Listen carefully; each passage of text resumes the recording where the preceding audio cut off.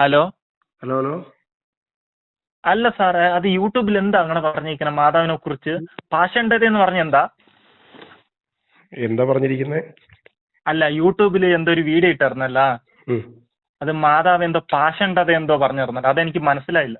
മാതാവ് പാഷണ്ഡതയാന്ന് ഞാൻ പറഞ്ഞിട്ടില്ലല്ലോ. പിന്നെ വ്യക്തമായിട്ട് കേട്ട് കഴിഞ്ഞാൽ കാര്യം മനസ്സിലാവും. വ്യക്തമായിട്ട് ഞാൻ കേട്ടിരിക്കുന്നത് മാതാവിനെ പാഷണ്ഡത എന്തെന്തോ ഉച്ചരിച്ചിട്ടുണ്ട്. മാതാവിനെ പാഷണ്ഡത എന്ന് ഞാൻ പറഞ്ഞിട്ടില്ല. ഞാൻ പറഞ്ഞത് എന്താന്ന് കേട്ടിട്ട് വിളിക്കൂ. ഹലോ, ഞാൻ പറഞ്ഞത് എന്താന്ന് കേട്ടിട്ട് വിളിക്കൂ. അല്ല, നിങ്ങൾ എന്തിനാ ഇങ്ങനത്തെയൊക്കെ യൂട്യൂബിൽ എടുത്തിരുന്നേ? ഞാൻ ഇട്ടിരിക്കുന്നത് വ്യക്തമായ തെളിവുകളോടുകൂടിയാണ് ഞാൻ ഇട്ടിരിക്കുന്നത്. ഇത്രയും ദിവസവും മാതാവ് നമ്മുടെ കൂടെ ഉണ്ടായിരുന്നു, ഈശോയും മാതാവൊക്കെ ഉണ്ടായിരുന്നു. ഞാൻ മാതാവിനെ പാഷണ്ഡത ഞാൻ വിളിച്ചിട്ടില്ലല്ലോ. ലിയോ പാപ്പയാ? ലിയോ പാപ്പ മാതാവിനെ നിരോധിച്ചെന്ന് പറഞ്ഞ് സാറ് പിടിച്ച് യൂട്യൂബിൽ ഒരു വീഡിയോ അങ്ങ് ഇട്ട്. അങ്ങനെ ഒരിക്കലും പറയരുത്. ഞാൻ പറഞ്ഞോ മാതാവിനെ ലിയോ പാപ്പ നിരോധിച്ചു? ഞാൻ പറഞ്ഞോ?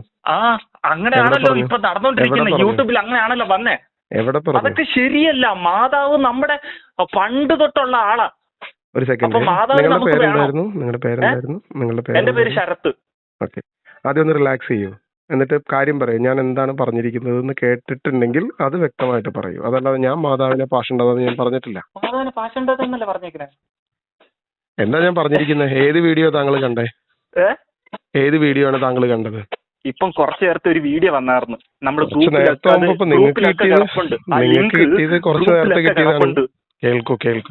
എന്തോ പാഷണ്ഡതാന്നൊക്കെ പറഞ്ഞിട്ടുണ്ട്. ഇങ്ങനെ പഠിച്ചിരിക്കുന്നത്. സുഹൃത്തെ കേൾക്കൂ, ഒരു മിനിറ്റ്. ഒത്തിരി വീഡിയോസ് ഞാൻ ഇട്ടിരിക്കുന്നുണ്ട്. അപ്പൊ അതിന്റെ ടൈറ്റിൽ എന്താണെന്ന് പറയൂ. അപ്പൊ ഏത് വീഡിയോ ആണ് താങ്കൾ കേട്ടത്?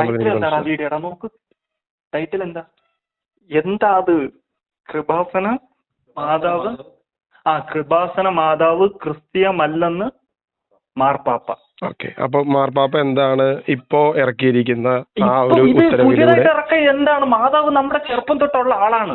അപ്പൊ ഈ പുതിയതായിട്ട് ഈ മാതാവ് ഇതെന്നാ ആരാന്നത്? പാഷണ്ഡത.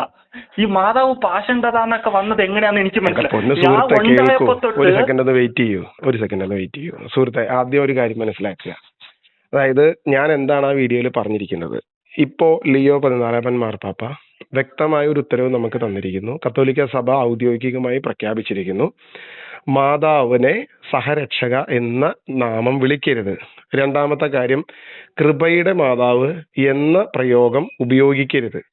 അപ്പൊ കൃപയുടെ മാതാവ് എന്ന് ഉപയോഗിക്കരുതെങ്കിൽ കൃപാസനം എന്ന് പറയുന്ന കൃപാസന മാതാവ് എന്ന് ഉപയോഗിക്കുന്നത് തെറ്റാണ് എന്ന് വ്യക്തമായി മാർപ്പാപ്പ പറഞ്ഞിരിക്കുന്നത് ഞാൻ വീഡിയോയിൽ പറഞ്ഞിട്ടുണ്ട്. അതിന് താങ്കൾക്ക് എന്താണ് റെസ്പോണ്ട് ചെയ്യാനുള്ളത് വെച്ചാൽ പറഞ്ഞു. അപ്പൊ ഞാൻ പറയാത്തത് ഞാൻ പറഞ്ഞു. ഞാൻ പോയി പ്രാർത്ഥിച്ചപ്പം കിട്ടിയിട്ടുള്ള വെളിച്ചം, എനിക്ക് ജോലി, എന്റെ അഭിവൃദ്ധി ഒന്നും വേറെ ഒരിടത്ത് ഞാൻ പ്രാർത്ഥിച്ചിട്ട് എനിക്ക് കിട്ടിയിട്ടില്ല. അപ്പൊ കൃപാസനത്തിൽ മാത്രമേ മാതാവ് ഉള്ളൂ, അല്ലെങ്കിൽ ദൈവം ഉള്ളൂ, വേറെ എങ്ങും ഇല്ല എന്നാണ് താങ്കൾ പറയുന്നത്? മാതാവ് എല്ലായിടത്തും ഉണ്ട്. അപ്പൊ പിന്നെ ഞാൻ പറയട്ടെ, ഞാൻ ഉണ്ടായപ്പോ തൊട്ട് ഈശോയും മാതാവും എല്ലാം കണ്ട് വളർന്നവനാ ഞാൻ. വേറെ എങ്ങും കിട്ടിയില്ല എന്നപ്പോ താങ്കൾ പറഞ്ഞു. ജനിച്ചപ്പോ തുടങ്ങി മാതാവ് ഉണ്ട്, എന്നിട്ട് ജനിച്ചപ്പോ തുടങ്ങി താങ്കൾ പ്രാർത്ഥിച്ചപ്പോ ഒന്നും കിട്ടിയില്ലേ, കൃപാസനത്തിൽ പോയപ്പോ മാത്രമേ കിട്ടുള്ളൂ എന്ന് താങ്കൾ പറഞ്ഞു. അങ്ങനെയല്ല, എനിക്ക് ജനിച്ചപ്പോ തൊട്ട് ഞാൻ മാതാവിനെയും ഈശോനെയൊക്കെ പ്രാർത്ഥിച്ചാണ് ഞാൻ വളർന്നു വന്നത്. അതിന്റെ ഇടയ്ക്ക് ഇപ്പൊ ഒരു മാർപ്പാപ്പ വന്നിട്ട് മാതാവിനെ അങ്ങനെ പറഞ്ഞു ഇങ്ങനെ പറഞ്ഞെന്ന് പറഞ്ഞാൽ നമുക്ക് സഹിക്കാൻ പറ്റില്ല. അല്ല, ഞാൻ പറഞ്ഞോളൂ. എനിക്ക് എന്ത് ചെയ്യാൻ പറ്റും? നിങ്ങൾ കത്തോലിക്ക സഭയെ അംഗീകരിക്കുന്നില്ലെങ്കിൽ ഞാൻ എന്ത് പറയാനാണ്? കത്തോലിക്ക സഭയെ അംഗീകരിക്കുന്നില്ലെന്നോ? അപ്പൊ മാർപ്പാപ്പ പറഞ്ഞു കഴിഞ്ഞാൽ മാർപ്പാപ്പ കത്തോലിക്ക സഭയുടെ ഔദ്യോഗിക പ്രതിനിധിയാണോ? മാർപ്പാപ്പ കത്തോലിക്ക സഭയുടെ ഔദ്യോഗിക പ്രതിനിധിയാണോ? പുള്ളിക്കാരൻ അവിടെയാണോ ഇവിടെയാണോ എന്ന് എനിക്കറിയില്ല. പക്ഷേ മാതാവ് നമ്മുടെ സ്വന്തം മാതാവാണ്. എന്റെ പൊന്നു സുഹൃത്തെ, ഓക്കെ, ഞാനത് സമ്മതിച്ചു. മാതാവ് സ്വന്തമാകട്ടെ, എന്തുമാകട്ടെ, അതൊന്നും ഞാൻ എതിരല്ല. പക്ഷെ ഞാൻ ചോദിക്കുന്നത്, നിങ്ങൾ കത്തോലിക്ക സഭയെ അംഗീകരിക്കുന്നുണ്ടോ? ഞാൻ കത്തോലിക്ക സഭയെ അംഗീകരിക്കുന്നുണ്ട്. പക്ഷെ മറ്റേ ആരാടാ മൂപ്പന? ലിയോ പാപ്പ അംഗീകരിക്കുന്നില്ലല്ലോ. ലിയോ പാപ്പ മറ്റേ പ്രൊട്ടസ്റ്റന്റിനെ പോലെ ഈശോനെ മാത്രം ആരാധിക്കും എന്ന് പറയുന്ന രീതിയിലാണല്ലോ വന്നുകൊണ്ടിരിക്കുന്ന കാര്യങ്ങൾ. താങ്കൾ ബൈബിള് വായിക്കാറുണ്ടോ? ഞാൻ ബൈബിള് വായിക്കും. എന്താണ് ബൈബിള് വായിച്ചിട്ട് മനസ്സിലായിരിക്കുന്നത്? ഇത് എനിക്കൊന്നും മനസ്സിലായിട്ടില്ല. ഓക്കെ, ബൈബിളിൽ എവിടെയെങ്കിലും ഒരു സ്ഥലത്ത് നിങ്ങൾ മാതാവിനോട് പ്രാർത്ഥിക്കണം എന്ന് പറഞ്ഞിട്ടുണ്ടോ? അങ്ങനെയല്ല, മാതാവ് സുഹൃത്തിനോട് ചോദിക്കുക, തൊട്ടടുത്ത് നിൽക്കുന്ന സുഹൃത്തിനോട് ചോദിക്കുക, ബൈബിളിൽ എവിടെയെങ്കിലും മാതാവിനെ പ്രാർത്ഥിക്കാൻ പറഞ്ഞിട്ടുണ്ടോ എന്ന് ചോദിച്ചു. നീ അച്ഛനാകുമ്പോ ഇതല്ലേ മാതാവിനെ പറ്റി മാതാവിനെ പറ്റി കൊടുക്ക്, അവന് കൊടുക്ക്. അച്ഛനാ കാര്യങ്ങൾ അറിയണ്ടേ? എനിക്ക് മാതാവ് വേണം. അച്ഛനായ അവൻ പോയവന് കൊടുക്കൂ, ആ കുട്ടിന് കൊടുക്കൂ, സുഹൃത്തിന് അവൻ കൊടുക്കൂ. സംസാരിക്കില്ല. ഓക്കെ, എന്നാ സുഹൃത്ത് പറയും, മാതാവിനോട് പ്രാർത്ഥിക്കാൻ ബൈബിളിൽ എവിടെയെങ്കിലും നമ്മളോട് പറഞ്ഞിട്ടുണ്ടോ? മാതാവിനെ പ്രാർത്ഥിക്കാൻ ബൈബിളിൽ പറഞ്ഞിട്ടുണ്ടോ ഇല്ലയോ എന്ന് എനിക്ക് അറിയില്ല സാറേ. കാരണം ഞാൻ പറയട്ടെ, ഞാൻ മാതാവിനെ പ്രാർത്ഥിച്ചപ്പോഴാണ് എനിക്ക് വരങ്ങൾ കിട്ടിയിരിക്കുന്നത്. എന്ത് വരമാണ് മാതാവിനോട് പ്രാർത്ഥിച്ചിട്ട് എനിക്ക് കിട്ടിയത്? ജോലി കിട്ടി. ജോലി വരമാണോ? ജോലി കിട്ടി, എനിക്ക് കുറെ കാര്യങ്ങൾ കിട്ടിയിട്ടുണ്ട്. ജോലി വരമാണോ? ഇപ്പൊ ഞാൻ ഫിനാൻഷ്യലി പ്രോബ്ലംസ് ഇല്ലാണ്ട് ഞാൻ ജീവിക്കുന്നു. അതെല്ലാം ഈ മാതാവിന്റെ അനുഗ്രഹമാണ്.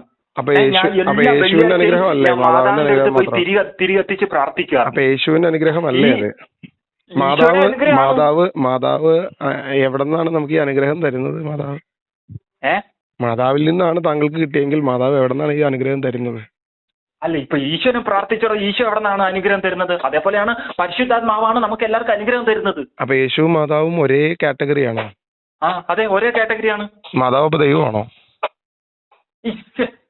എന്റെ പൊന്ന് ഫാദറെ, ഇതെന്താ ഇങ്ങനെ പറയുന്നേ? പിന്നെ എന്താണ് നിങ്ങൾ ഈ പറഞ്ഞുകൊണ്ടിരിക്കുന്നത്? എനിക്ക് ഈശോയോട് പ്രാർത്ഥിച്ചപ്പോൾ കുറിച്ച് എന്താണോ അതിൽ പറഞ്ഞൊരു പൊക്കാൻ പറ്റാത്ത ഭാഷ? പാഷണ്ഡത. മാതാവിന് പാഷണ്ഡതെന്ന് പറഞ്ഞപ്പോ ഞാൻ മാതാവിന് പാഷണ്ഡത എന്ന് പറഞ്ഞിട്ടില്ലെന്നേ. പൊക്കാൻ പറ്റാത്ത ഭാഷയൊന്നുമല്ല ഹെറസി അല്ലെങ്കിൽ പാഷണ്ഡത എന്ന് പറയുന്ന വാക്ക് ഉപയോഗിക്കുന്നത്. എന്താണ്? അത് പറഞ്ഞുതരാം. അത് ഞാൻ മാതാവ് പാഷണ്ഡതയെന്ന് ഞാൻ പറഞ്ഞിട്ടില്ലെന്നേ. ഓക്കെ, പാഷണ്ഡത എന്ന് പറഞ്ഞ എന്താ സാറേ? എനിക്ക് മനസ്സിലായില്ല. പാഷണ്ഡത എന്ന് പറഞ്ഞാൽ വെറുതെ അടിച്ചു നോക്കിയാൽ മതി, എന്താന്ന് കിട്ടും. മലയാള വാക്കാണത്. ഇംഗ്ലീഷ് നോക്കി കഴിഞ്ഞാൽ ഹെറസി എന്നായിരിക്കും കിട്ടുന്നത്. ദൈവശാസ്ത്ര വിരുദ്ധമായി, ദൈവവചന വിരുദ്ധമായി പോകുന്ന പ്രവൃത്തികളെയാണ് പാഷണ്ഡത എന്ന് പൊതുവെ പറയുന്നത്. മാതാവിന് പ്രാർത്ഥിക്കുന്നത് അപ്പൊ ദൈവവിരുദ്ധമാണോ? ഞാൻ മാതാവിനോടുള്ള പ്രാർത്ഥന എന്നല്ലെന്നേ, മാതാവ് പാഷണ്ഡതയാണെന്നല്ലെന്നേ പറഞ്ഞത്. നിങ്ങൾ സംയമനത്തോടുകൂടി ആ വീഡിയോ കണ്ടു കഴിഞ്ഞാൽ പ്രശ്നം തീർന്നു. നിങ്ങളുടെ പ്രശ്നം എന്താണെന്ന് വെച്ച് കഴിഞ്ഞാൽ, ഒരു സെക്കൻഡ് ഒന്ന് കേട്ടിട്ട് പൊക്കോളൂ. ആദ്യം നമ്മൾ ഒന്ന് ഇമോഷനൊക്കെ ഒന്ന് അവസാനിപ്പിച്ച്, മാതാവിനോടുള്ള സ്നേഹമൊക്കെ നമുക്കുണ്ടാകും, ബഹുമാനം ഉണ്ടാകും. നമ്മളുടെ യേശുവിന്റെ അമ്മയായ മാതാവിനോടുള്ള എല്ലാ റെസ്പെക്റ്റും അതുപോലെ തന്നെ വെച്ച്, സ്നേഹം അതുപോലെ തന്നെ വെച്ചിട്ട് നമ്മൾ ഈ വീഡിയോ കാണുമ്പോൾ നമ്മുടെ ഇമോഷനെ, കഴിഞ്ഞ കുറെ കാലമായിട്ട് ചില ആളുകൾ നമ്മുടെ ഇമോഷനെ അനാവശ്യമായി ഉപയോഗിക്കുന്നുണ്ട്. ഇപ്പൊ യേശുവിനെ പറഞ്ഞ പലർക്കും വൈകാരികമായി യാതൊരുവിധ ബുദ്ധിമുട്ടില്ല. പക്ഷെ മാതാവിനെ കുറിച്ച് എന്തെങ്കിലും, അല്ലെങ്കിൽ മാതാവ് എന്ന പേരിൽ എവിടെയെങ്കിലും പ്രത്യക്ഷപ്പെട്ടു എന്ന് പറയപ്പെടുന്ന ഏതെങ്കിലും ഒരു മൂർത്തിയുടെയോ ദേവിയുടെയോ സ്ത്രീയുടെയോ എന്തെങ്കിലും ഒരു കാര്യത്തെക്കുറിച്ച് മാതാവുമായി ബന്ധപ്പെട്ട് എന്തെങ്കിലും എന്ന് പറഞ്ഞാൽ അപ്പൊ ഇമോഷനാണ് നമുക്ക് വരുന്നത് പുറത്തോട്ട്. അപ്പൊ അത് വരുന്നത് ഒരിക്കലും ക്രിസ്തീയമല്ല, അത് ദൈവത്തിൽ നിന്നല്ല വരുന്നത്. അപ്പൊ നമ്മുടെ ഇമോഷനെ ആദ്യം ഒന്ന് നമ്മൾ കൺട്രോൾ ചെയ്യുക. എന്നിട്ട് എന്താണ് പറഞ്ഞതെന്ന് കേൾക്കുക. ഞാൻ പറഞ്ഞുതരാം. ഞാൻ പറഞ്ഞ കാര്യത്തിലേ ഉള്ളൂ. ലിയോ 14 മാർപ്പാപ്പയുടെ നേതൃത്വത്തിൽ വിശ്വാസ തിരുസംഘം നമ്മൾക്ക് തന്നിരിക്കുന്ന, കത്തോലിക്ക തിരുസഭയ്ക്ക് നൽകിയിരിക്കുന്ന പ്രധാനപ്പെട്ട ഒരു പ്രബോധന രേഖയാണ് മാതാവ് സഹരക്ഷക എന്ന സ്ഥാനം അർഹിക്കുന്നില്ല, അല്ലെങ്കിൽ സഹരക്ഷക എന്ന നാമത്തിൽ അവൾ വിളിക്കപ്പെടാൻ പാടില്ല. അപ്പൊ സഹരക്ഷക എന്ന് പറഞ്ഞുകൊണ്ട് ഇവിടുത്തെ കുറെ അച്ഛന്മാര്, കുറെ ധ്യാനഗുരുക്കന്മാര് കഴിഞ്ഞ കുറെ കാലമായിട്ട്, ഏകദേശം 40 വർഷത്തോളമായിട്ട് ഇവിടെ കിടന്ന് മുറവിളി കൂട്ടുക, സഹരക്ഷക എന്ന് മാതാവിനെ പ്രഖ്യാപിക്കണം. ഇത് വെറുതെ ഒരാളൊന്നും, വെറുതെ ഒരു ഗ്രൂപ്പൊന്നും പറയുന്നതല്ല. 2-3 പേര് വെറുതെ എവിടെ ഇരുന്ന് പറയുന്നതല്ല. നമുക്കിപ്പം കിഴക്കേലെ പൗലോസും വടക്കേലെ തങ്കപ്പനും ഇരുന്നിട്ട് വെറുതെ ഒരു പേപ്പർ എടുത്തിട്ട് മാതാവ് സഹരക്ഷകയാണ് ടു വത്തിക്കാൻ എന്ന് പറഞ്ഞിട്ട് നേരെ ഇവിടുന്ന് ഒരു രേഖ വിട്ട് കഴിഞ്ഞത് വത്തിക്കാനീ ചെല്ലത്തൊന്നുമില്ല. കൃത്യമായി ഔദ്യോഗികമായി കേരള സഭയുടെ എല്ലാ മെത്രാന്മാരും അച്ഛന്മാരും അടങ്ങുന്ന ആളുകൾ ഒരുമിച്ച് ഇങ്ങനെ ഒരു പേപ്പർ സൈൻ ചെയ്ത് മാതാവിനെ സഹരക്ഷയായി പ്രഖ്യാപിക്കണം എന്ന് പറഞ്ഞ് ഇവിടുന്ന് അങ്ങോട്ട് ചെന്നിരിക്കുന്ന രേഖ അങ്ങനെയല്ല, മാതാവിനെ സഹരക്ഷക എന്ന് പറയാൻ പാടില്ല എന്ന് കൃത്യമായി ഇങ്ങോട്ട് സഭ വിശ്വാസ തിരുസംഘം എല്ലാ വിശ്വാസികളോടും പറഞ്ഞിരിക്കുന്ന കാര്യമാണ്. അതിന്റെ രണ്ടാമത്തെ വിഷയമാണ് കൃപയുടെ മാതാവ് എന്ന് മാതാവിനെ ഉപയോഗിക്കരുത്. അത് തെറ്റിദ്ധാരണകൾക്കിടയാക്കും. അങ്ങനെ ഒരു സ്ഥാനം മാതാവ് അർഹിക്കുന്നില്ല. കാരണം കൃപ വരുന്നത് ക്രിസ്തുവിൽ നിന്നാണ്. കൃപയുടെ സിംഹാസനം ക്രിസ്തുവാണെന്ന് ബൈബിൾ പഠിപ്പിക്കുന്നു. ഹെബ്രായ ലേഖനം വ്യക്തമായി നമ്മളോട് പറയുന്നു, 5-ാം അധ്യായം 3-ാം വാക്യം നമ്മളോട് പറയുന്നു, കൃപയുടെ സിംഹാസനം ക്രിസ്തുവാണ്. അപ്പോൾ നമ്മൾ ആശ്രയിക്കേണ്ടത് കൃപയുടെ സിംഹാസനമായ ക്രിസ്തുവിലാണ് എന്നുള്ളതാണ്. അപ്പൊ ഈ വിഷയമാണ് ഞാനവിടെ വീഡിയോ പറഞ്ഞിരിക്കുന്നത്. ഒന്നും പറയാൻ പാടില്ലെന്നാണോ? നന്മ നിറഞ്ഞ മറിയമേ എന്ന് എവിടെയെങ്കിലും ബൈബിളിലുണ്ടോ? അപ്പൊ നമ്മൾ കൊന്ത ചൊല്ലാൻ പാടില്ലെന്നാണോ പറഞ്ഞു വരുന്നത്? നന്മ നിറഞ്ഞ മറിയമേ എന്നുള്ളത് ബൈബിളിലുണ്ടോ? ഞാൻ ജനിച്ചപ്പോ തൊട്ട് ഞാൻ കൊന്ത ചൊല്ലിയ ജീവിച്ചിരിക്കുന്നേ. ഇപ്പൊ കൊന്ത ചൊല്ലാനും പാടില്ലെന്നാണ് ഫാദർ പറഞ്ഞു വരുവാണെങ്കിൽ ഞാൻ ഇനി എന്നാ പ്രാർത്ഥിക്കണ്ടേ? ആദ്യം ഇമോഷൻ ഒന്ന് ലിമിറ്റ് ചെയ്യൂ. പുള്ളിക്കാരന്റെ പേരെന്നാടാ? ലിയോ പാപ്പ. പുള്ളിക്കാരൻ വന്ന് പിന്നെയാണ് ഇപ്പൊ ഇങ്ങനത്തെ പ്രശ്നങ്ങൾ നടന്നുകൊണ്ടിരിക്കുന്നത്. മാതാവിനെ ഈ നരേന്ദ്രമോദി വന്നിട്ട് 500-ന്റെ 1000-ന്റെ ഒക്കെ നോട്ട് നിരോധിച്ച പോലെ മാതാവിനെ നിരോധിച്ചിരിക്കും. ഇപ്പൊ മാതാവിനെ ഇതൊരിക്കലും നിരോധിച്ചിട്ടില്ല നടപടിയാവണ സുഹൃത്തെ. പരിപാടിയല്ല. മാതാവിനെ നിരോധിച്ചിട്ടില്ല. ആദ്യം ഒരു കാര്യം മനസ്സിലാക്കൂ. നമ്മൾ അപ്പൊ ഞാൻ ബൈബിളില് ചോദിക്കട്ടെ, ഞാൻ ചെറിയ കുടുംബത്തിൽ നിന്ന് വന്നയാ. ഞാൻ ചെറിയ കുടുംബത്തിൽ നിന്നും ഞാൻ ഉണ്ടായപ്പോൾ തൊട്ട് എന്റെ ചെവിയിൽ കേട്ടിട്ട് വന്നത് നന്മ നിറഞ്ഞ മറിയമേ സുസ്തി എന്നൊക്കെയാണ് ഞാൻ കേട്ടിട്ട് വന്നിരിക്കുന്നത്. നമ്മൾ ഇന്ന് ഒരു കേട്ടതെല്ലാം 10, 20, ശരിയാവണമെന്ന് 30 നിർബന്ധമുണ്ടോ? ജപമാല അങ്ങ് ചൊല്ലും. താങ്കൾ എവിടം വരെ പഠിച്ചിട്ടുണ്ട്? ഏത് വരെ പഠിച്ചിട്ടുണ്ട്? എന്റെ ഡിഗ്രി ഒക്കെ കഴിഞ്ഞതാ. ഞാൻ ഇപ്പൊ എയർപോർട്ടിൽ വർക്ക് ചെയ്തോണ്ടിരിക്കുക. ഓക്കെ, ഞാനൊരു സംശയം ചോദിച്ചോട്ടെ. സൂര്യൻ ഉദിക്കുന്നത് എവിടെയാ? സൂര്യൻ ഉദിക്കുന്നത് എവിടെയാ? എടാ സൂര്യൻ ഉദിക്കുന്ന എവിടെയാടാ? പടിഞ്ഞാറാ തെക്കാ? പടിഞ്ഞാറാണ് തോന്നുന്നു സാറേ. പടിഞ്ഞാറല്ലടാ. സൂര്യൻ ഉദിക്കുന്നത് പടിഞ്ഞാറാണോ കിഴക്കാണോ? കിഴക്കായിരിക്കും. ഓക്കെ.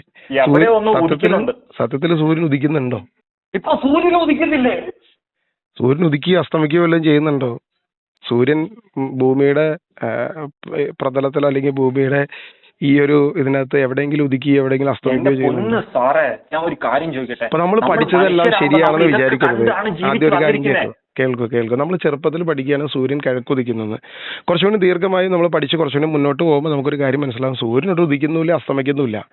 സൂര്യനും ചന്ദ്രനും ഭൂമിയും അതിന്റെ ഭ്രമണപഥത്തിൽ ആ ഭ്രമണപഥത്തിലുള്ള അതിന്റെ ചലനത്തിൽ നമുക്ക് ഫീൽ ചെയ്യുന്നതാണ് ഉദിക്കുക അസ്തമിക്കുക എന്നുള്ള കാര്യം. ഒരു ദിവസം വരികയും പോവുകയും ചെയ്യുന്നത്.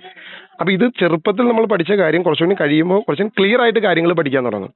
അപ്പൊ എന്ന് പറയുന്ന പോലെ നിങ്ങൾ ചെറുപ്പം മുതൽ കൊച്ചുനാൾ മുതൽ കേട്ട് വളർന്ന കാര്യമാണ് നന്മ നിറഞ്ഞ മറിയമേ എന്നുള്ള പ്രാർത്ഥന. ഓക്കെ, സമ്മതിച്ചു, ഞാനില്ലാന്ന് ഞാൻ പറയുന്നില്ല. ഇവിടെ ഞാൻ ചോദിച്ച ചോദ്യം, നന്മ നിറഞ്ഞ മറിയമേ എന്നൊരു ബൈബിളിലുണ്ടോ? ബൈബിളിൽ നമ്മൾ വായിച്ചാൽ നമുക്ക് കിട്ടുന്നത് കൃപ നിറഞ്ഞ മറിയമേ എന്നാണ് കിട്ടുന്നത്. കൃപയും നന്മയും തമ്മിൽ അജഗജാന്തരം വ്യത്യാസമുണ്ട്. രണ്ട് വാക്കും അർത്ഥവ്യത്യാസങ്ങൾ ഒരുപാടുണ്ട്. കൃപ എന്ന് പറയുന്നത് ഞാൻ ചോദിക്കട്ടെ, ഫാദറിന്റെ പള്ളിയിൽ ഇതുവരെ നന്മ നിറഞ്ഞും പറഞ്ഞിട്ടേ ഇല്ല. ആദ്യം ഒരു കാര്യം മനസ്സിലാക്കുക, ഞാൻ ഫാദർ അല്ല. ചൊല്ലിട്ടേ ഇല്ല. ഞാൻ ഫാദർ അല്ല, ഞാനൊരു നോർമൽ പേഴ്സൺ ആണ്. ആസ് എ കാത്തലിക്, ഒരു കത്തോലിക്ക വിശ്വാസിയാണ്, ഒരു സുവിശേഷകനാണ്. ഫാദർ ഇങ്ങനെയൊക്കെ പറയുന്നേ?